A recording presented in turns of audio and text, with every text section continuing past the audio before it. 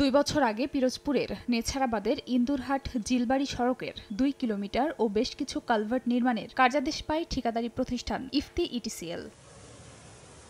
2,75 লাখ টাকা চুক্তিমূল্যের কাজটি সমাপ্তের মেয়াদ গত বছরের এপ্রিলে শেষ হলেও এখন পর্যন্ত কাজ সম্পন্ন হয়েছে মাত্র 40 ভাগ। কাজটি বন্ধ রয়েছে 1 বছরেরও বেশি সময় ধরে। খুবই নাজুক অবস্থা, মানে মানুষ চলাচলের অযোগ্য, কোনো যানবাহন চলার অনুপযোগী। ব্রিজে পড়তে গেলে আপনার ডালে বাইজে পড়ে যায়, গাড়ি সাইডে পড়ে, খাল খন্দ।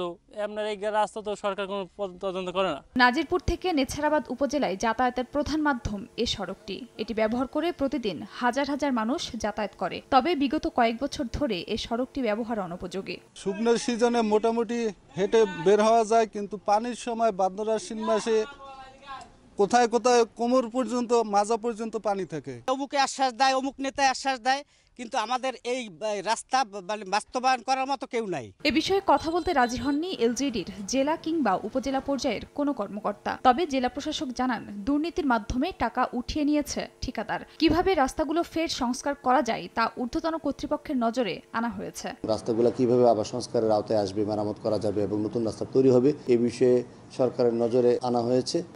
এই সিদ্ধান্ত আসলে আমরা তৎপরবর্তীতে সিদ্ধান্ত অনুযায়ী কার্যক্রম গ্রহণ করব।